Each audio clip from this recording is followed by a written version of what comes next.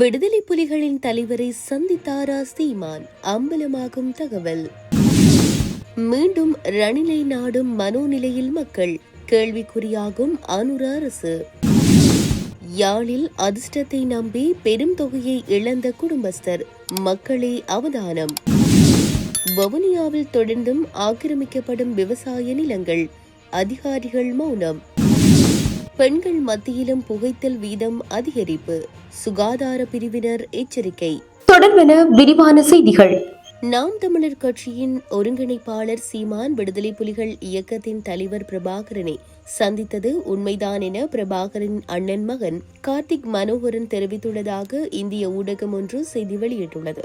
இந்த விடயம் தொடர்பில் கார்த்திக் மனோகரன் குறித்த ஊடகத்திற்கு தெரிவித்துள்ளதாவது: நாம் தமிழர் கட்சியின் தலைமை ஒருங்கிணைப்பாளர் சீமான் விடுதலை புலிகள் இயக்கத்தின் தலைவர் பிரபாகரனை சந்தித்தது உண்மைதான்.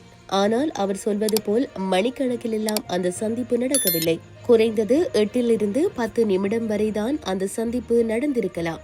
அவர் புகைப்படம் எடுப்பதற்கான வாய்ப்பு இருந்திருக்கும். சீமான் விருப்பம் தெரிவித்து அங்கு வருகிறார்.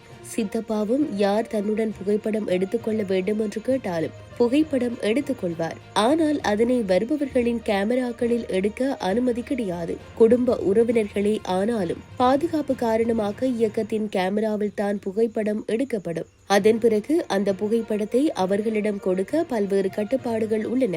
ஒருவேளை அப்படியான கட்டுப்பாட்டில் சீமானின் புகைப்படம் கொடுக்கப்படாமலும் இருந்திருக்கலாம். அதனால் அவர் தனது அரசியல் தேவைக்காக இப்படியான ஒரு எடிட் செய்த புகைப்படத்தை உபயோகித்து வருகிறார் என்பதை எங்களால் புரிந்து கொள்ள முடிகிறதென பிரபாகரனின் அண்ணன் மகன் கார்த்திக் மனோகரன் தெரிவித்ததாக அந்த ஊடகம் வெளியிட்டுள்ள செய்தியில் தெரிவிக்கப்பட்டுள்ளது. இலங்கை அரசியலில் பாரிய திருப்புமுனையை ஏற்படுத்தி ஆட்சி அமைத்த அரசாங்கமாக ஜனாதிபதி அனுரகுமார திசாநாயக்கவின் அரசாங்கம் ஒரு வரலாற்று தடத்தை பதித்தது. இந்நிலையில் அனுர அரசாங்கம் மீதான எதிர்பார்ப்பும் மற்றும் நம்பிக்கையும் மக்களிடம் உச்சம் பெற்றிருந்தது. இதன் காரணமாக மக்களுக்கான சிறந்த ஆட்சியை வழங்குவதில் தற்போதைய அரசாங்கம் பல திட்டங்களை முன்வைத்து வந்தாலும் மக்களின் வாழ்வாதாரமானது முன்னிலும் பார்க்க வீழ்ச்சியை நோக்கியுள்ளது. இதனால் மக்கள் தற்போது முன்னாள் ஜனாதிபதி ரணில் விக்ரமசிங்கவுடன் தற்போதைய ஜனாதிபதி அனுரகுமார திசாநாயக்கவை ஒப்பிட்டு தமது விமர்சனங்களை முன்வைத்து வருகின்றனர். யாழ்ப்பாணத்தில் இளம் குடும்பஸ்தரின் இணைய வழியை பயன்படுத்தி வங்கியிலிருந்து 2 லட்சம் ரூபாய் பணம் மோசடி செய்யப்பட்டுள்ளதாக சம்பவம் ஒன்று பதிவாகியுள்ளது. சம்பவத்தில் சுன்னாகம் போலீஸ் பிரிவுக்குட்பட்ட 36 வயது குடும்பஸ்தரே இவ்வாறு மோசடிக்குள்ளானவர் ஆவார். சம்பவம் தொடர்பாக மேலும் தெரிய வருகையில், கடந்த செவ்வாய்க்கிழமை பிற்பகல் குறித்த இளம் குடும்பஸ்தரின் தொலைபேசி இலக்கத்திற்கு தொடர்பு கொண்ட நபர் தாங்கள் ஒரு நிறுவனம் ஒன்றிலிருந்து பேசுவதாகவும் 5 லட்சம் ரூபாய் மெகா அதிர்ஷ்டம் கிடைத்துள்ளதாகவும் கூறியுள்ளார். மெகா அதிர்ஷ்டத்திற்கான காலக்கெடு முடிவடையவிருப்பதனால் தான் தற்போது உங்களுக்கு தொலைபேசியில் அழைப்பு எடுத்துள்ளதாக தெரிவித்து உங்கள் வங்கி இலக்கத்தை கூறுமாறு கோரவே இளம் குடும்பஸ்தரும் தனது வங்கி இலக்கத்தை தெரிவித்துள்ளார். அதன் பின்னர் குறும் செய்தி வரும் என்றும் அதில் வரும் எண்ணை தமக்கு தெரிவிக்குமாறு அழைப்படுத்தவர் கூறியுள்ளார். இதனையடுத்து குடும்பஸ்தரின் வங்கி கணக்கிலிருந்து சடுதியாக பணத்தொகை குறைவடைந்து சென்றது. இதனை சுதாகரித்துக் கொண்ட குடும்பஸ்தர் உடனடியாக தான் கணக்கு வைத்திருந்த வங்கிக்கு சென்று நடந்தவற்றை தெரிவித்து தனது சேமிப்பு கணக்கின் செயற்பாடுகளை தற்காலிகமாக முடக்கியுள்ளார். அதன் பின்னர் சுன்னாகம் போலீஸ் நிலையத்தில் முறைப்பாடுகள் செய்துள்ள நிலையில் சம்பவம் தொடர்பாக சுன்னாகம் போலீசார் மேலதிக விசாரணைகளை முன்னெடுத்துள்ளனர். இதேவேளை அண்மை காலமாக இலங்கையில் இதுபோன்ற மோசடி சம்பவங்கள் அதிகரித்திருப்பதாக போலீசார் எச்சரித்ததுடன் அறிமுகம் இல்லாதவர்களிடம் வங்கி தொடர்பிலான தகவல்களை வழங்க வேண்டாம் என அறிவுறுத்தியிருந்தமையும் குறிப்பிடத்தக்கது.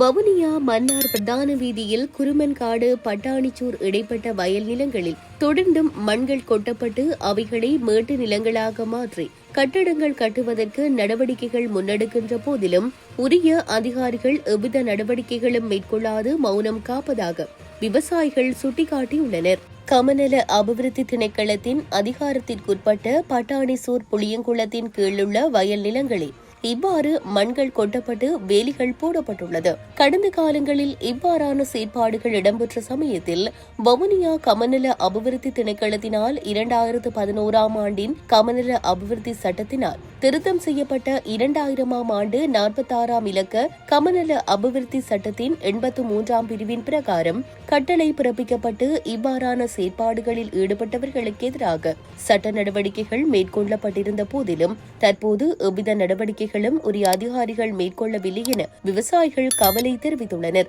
இதன் காரணமாக விவசாயம் செய்வதற்கான நிலங்கள் இல்லாமல் போகின்ற நிலைமை வவுனியா மாவட்டத்தில் உருவாக்குவதற்கான வாய்ப்புகள் இருப்பதாகவும் விவசாயிகள் சுட்டிக்காட்டுகின்றனர். எனவே உரிய அதிகாரிகள் உடனடியாக விடயத்தில் தலையிட்டு குறித்த மண்கள் வேலிகளை அகற்றுவதற்குரிய நடவடிக்கையினை மேற்கொள்ளுமாறு விவசாயிகள் கோரிக்கை விடுத்துள்ளனர். இளவயது பெண்கள் மத்தியில் நுரையீரல் புற்றுநோய் அதிகரித்து வருவதாக சுகாதார பிரிவினர் எச்சரிக்கை விடுத்துள்ளனர். அண்மை காலமாக பெண்கள் மத்தியில் புகைத்தல் பயன்பாட்டு வீதம் அதிகரித்துள்ளதன் காரணமாக இவ்வாறு நுரையீரல் புற்றுநோய் அதிகரித்து வருவதாக தேசிய சுவாச விஞ்ஞான நிறுவனத்தின் விசேட சத்திர சிகிச்சை வைத்திய நிபுணர் வைத்தியர் சமன் இத்தகுட தெரிவித்துள்ளார். சுகாதார மேம்பாட்டு பணியகத்தில் இடம்பெற்ற செய்தியாளர் சந்திப்பிலேயே அவர் இதனை குறிப்பிட்டுள்ளார். இது தொடர்பில் அவர் மேலும் தெரிவிக்கையில், இலங்கையை பொறுத்தவரையில் புற்றுநோய்களினால் பாதிக்கப்படுபவர்களில் நுரையீரல் புற்றுநோயினால் பாதிப்படைபவர்கள் 2வது இடத்தை பிடித்துக் கொண்டிருக்கிறார்கள். இந்த புற்றுநோய் ஆண்களின் மத்தியிலேயே அதிகரித்து காணப்பட்டது. ஆனால் தற்போது பெண்களின் மத்தியில் ஏற்படும் புற்றுநோய் வகைகளின் முதல் 5 வகையான புற்றுநோய்களில் நுரையீரல் புற்றுநோயும் ஒன்றாகிவிட்டது. 60 தொடக்கம் 70% வரையிலான பெண்கள் இந்த நுரையீரல் புற்றுநோயினால் பாதிப்படைகிறார்கள். சத்திர சிகிச்சையினூடாக மருத்துவ நிவாரணம் வழங்கினாலும் அதனை கட்டுப்படுத்த முடியாத நிலைமை நிலவுகிறது. 10 அல்லது 15 வருடங்களுக்கு முன்னர் இருந்தது. ஆனால் தற்போதுள்ள நிலவரங்களில் ஆண்கள் மத்தியில் புகைத்தல் வீதம் குறைவடைந்துள்ளதை ஆய்வு அறிக்கைகளில் அவதானிக்கக்கூடியதாக உள்ளது. ஆய்வு அறிக்கைகளின் பிரகாரம் துரதிருஷ்டவசமாக பெண்கள் மத்தியில் புகைத்தல் வீதம் அதிகரித்து வருகிறது. தற்போதைய தரவுகளின் அடிப்படையில் இளவயது பெண்கள் நுரையீரல் புற்றுநோய்க்குள்ளாகும் எச்சரிக்கை நிலைமை நிலவுகிறது. இந்த நிலைமை முழு ஆசிய வலயத்திலும் இருக்கிறது. இது தொடர்பான மேலதிக ஆய்வுகள் இடம்பெற்று வருகின்றன என்று அவர் மேலும் சுட்டிக்காட்டியுள்ளார்.